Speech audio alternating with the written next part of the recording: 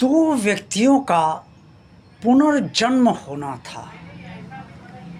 एक व्यक्ति से भगवान ने कहा, तुम्हारे पूर्व जन्म के कर्म बहुत अच्छे हैं, इससे तुम्हें धन धान्य और समस्त भौतिकता जीवन भर भरपूर मिलेगी और कोई कमी नहीं होगी। चाहो तुम आराम से मनुष्य योनि में तुम्हें जन्म दिया जा रहा है।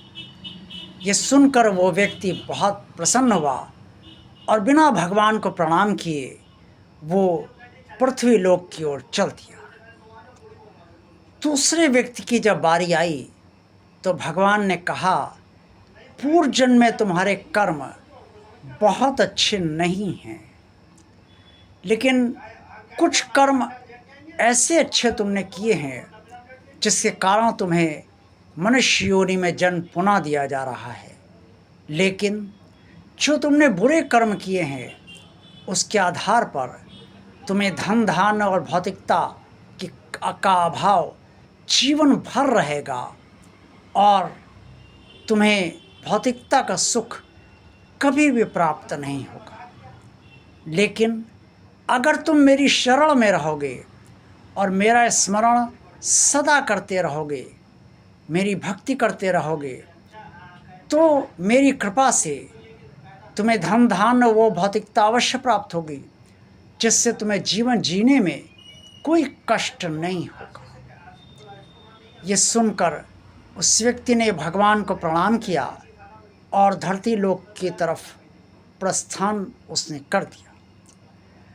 आयु पूरी होने पर दोनों व्यक्ति पुनः भगवान के पास पहुँचे।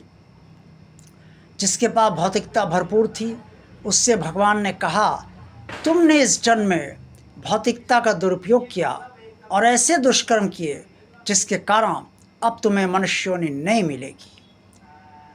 और दूसरे व्यक्ति से जिसने भौतिकता का अभाव जीवन भर झेला उससे भगवान ने कहा, तुमने इस जन्म में मेरी शरण में रहते हुए मेरी भक्ति की, अच्छे कर्म किए, इसलिए तुम्हें मैं अपने पास रखूँगा और पुनर्जन्म तुम्हें नहीं दूंगा। भगवान के सानिध्य से दूर आदमी तब हो जाता है जब वो माया से ही प्रभावित हो जाता है और मायापति को भूल जाता है। देखते रहिए भगवान और आप चैनल। वीडियो को लाइक कीजिए, चैनल सब्सक्राइब कीजिए, चैनल को शेयर कीजिए, वीडियो को शेयर कीजिए। जय भगवान श्री कृष्ण जी। जीवन भर भगवान की पूजा करते ही रहिए। जय भगवान श्री कृष्ण जी।